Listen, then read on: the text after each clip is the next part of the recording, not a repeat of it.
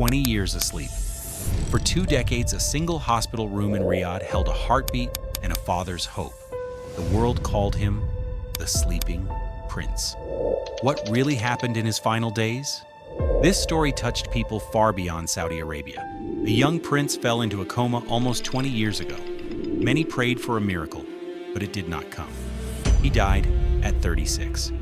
Here is what led to that day and what stayed out of sight. Why was it only his father who took care of him? And where was his mother all this time? What was the real cause of his death? And who was his fiancée? Watch the full video to discover the truth behind the tragic fate of the Sleeping Prince. Let's begin. The Saudi royal family is one of the most powerful and wealthiest in the world. Prince Al-Waleed was born into this family, a grandson of the former king of Saudi Arabia. He grew up surrounded by luxury, security, and endless opportunity. At the age of 16, he was sent to study at a prestigious military college in London. His life looked very promising, a smart, determined young man from royalty preparing for great achievements. But everything changed in a single moment. A terrible car accident shattered his future. His car crashed into a concrete barrier at high speed. He suffered a serious head injury and major brain damage. It was said he wasn't alone. 2 of his friends were in the car with him, and they were luckier in unofficial accounts. People said that when the prince briefly regained consciousness, the first thing he asked was, "How are my friends?" And then he lost consciousness again. That one sentence became a symbol of his kindness and humanity. Doctors fought to save his life, but the damage was too severe. Al-Waleed fell into a coma, and the medical prognosis was grim. They said he wouldn't survive more than 3 days. But his father couldn't accept losing his son and refused to let doctors turn off the machines, keeping him alive. He said, "Who am I to take his life? If God wanted to take him, it would have happened already." He wrote on social media holding his son's hand in the hospital. "The one who preserved his life can also heal him." Right after the crash, the young man was transferred to the capital of Saudi Arabia, to one of the best medical centers in the country, and so began the long story of the Sleeping Prince. But what was hidden behind this tragedy, and how did classical music and the recitation of the Quran affect his condition? Khalid turned caring for his son into his life's mission. He hired top specialists and paid for expensive treatments over 20 years. The family spent millions of dollars trying to save Al-Waleed. They tested experimental methods and explored every option that could bring him back. Doctors were invited from the US and Europe. The most experienced experts in coma treatment, nurses who became almost part of the family, cared for him around the clock, turning his body to avoid bed sores and speaking to him as if he could hear them. The room where the young man lay was always quiet, broken only by the soft beeping of medical machines. Years passed, but his father didn't give up. After 10 years in a coma, the prince was moved to a specially equipped room inside the royal palace, a home clinic with monitors, IV drips, a ventilator. Nurses were always nearby, and his father came every day to read to him and share family news. "I believe he hears me," Carly said, gently stroking his son's hand. His father never lost faith in a miracle. And then something happened. The young man began to react to touch and voices. He slightly turned his head, especially when the Quran was being read beside him. The family even invited musicians to play classical music for him, hoping the sounds would awaken his consciousness. All this cost a huge amount of money. But for his father, the price didn't matter. His cousin, Princess Rama, shared a video showing the prince turning his head left and right. A year later, during a medical procedure, a nurse noticed that he moved his fingers slightly. The moment was caught on video. The nurse's voice trembled with emotion as she praised him. "Good job, do it again." These videos spread across the world and became a sensation, gaining millions of views, people everywhere. The Sleeping Prince of full recovery. The family was filled with hope, and Ali's father said it was a sign from above.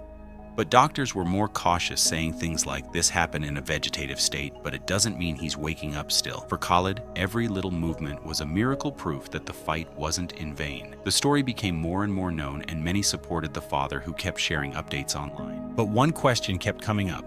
Where was the mother? Why did no one talk about her pain? In many articles, the story of the Sleeping Prince was described as a symbol of hope, patience, and a father's faith. Prince Carly became the face of this drama. He spoke publicly, shared updates, posted videos, and commented on his son's every move. People around the world sent him messages of support, admiring his strength, as if he alone was fighting for Al-Waleed's life. The prince's mother was barely mentioned. But that doesn't mean she wasn't there like many Muslim women. She remained in the background. No public statements, no cameras, no social media. She didn't take part in the media side of the struggle. But according to those close to the family, she lived with the same hope and pain. There were rumors that before the accident, Prince Al-Waleed had a fiancée. As often happens, she was his cousin, and their union had been arranged since childhood. People said she never married and kept visiting the family. It was never confirmed, but those who followed his story often mentioned it because people want to believe in miracles, even ones that feel like fiction. Sadly, tragedies involving young Arab princes are not rare. Their love of freedom, speed, and risk often ends in disaster. Dubai's Crown Prince Rashid Al Maktoum and Sheikh Khalid Al Qasimi, son of the ruler of Sharjah, lived fast but dangerous lives. They were charismatic, bold, and free, but many believe that same lifestyle led to tragic ends. The son of the Sultan of Brunei, Prince Abdul Azim, built a successful career in film and became part of the country's cultural life. And the son of the Sultan of Malaysia, Prince Abdul Il, did many good things and became beloved by the people. Their stories were also tragic, but they had the chance to leave their mark on the world. But Al-Waleed, he was only 15. His life was just beginning, and for 20 years, it stood still. He grew up in a hospital room under medical supervision. Just recently, he turned 36. His birthday was quiet, just like the 20 years before the family decorated his room, and only close loved ones were there. No one could have imagined that this would be his last birthday. Doctors always said that Al-Waleed's case was unique. Very few people stay in a coma for this long with such brain trauma. Most patients pass away within weeks or months, but his body kept fighting for nearly 2 decades. Usually, in these cases, complications start to build up: weight loss, organ failure, infections. Eventually, the heart simply gives out. That's what happened to Al-Waleed. After 20 years, his heart stopped. His grieving father shared the news in his personal blog, quoting verses from the Quran. "With hearts accepting God's will and deep sorrow, we mourn our beloved son. May Allah have mercy on him who left us today," he wrote, thanking everyone who prayed for the young man all these years. News of the sleeping prince's death spread around the world, bringing a wave of condolences. This story is a reminder of how fragile and unpredictable life can be. Tragedy can happen to anyone, no matter their status or wealth. But what really matters is how we go through pain, with faith, love, and hope, just like his family did. Al-Waleed will always be remembered as the sleeping prince. And what do you think about this sad story?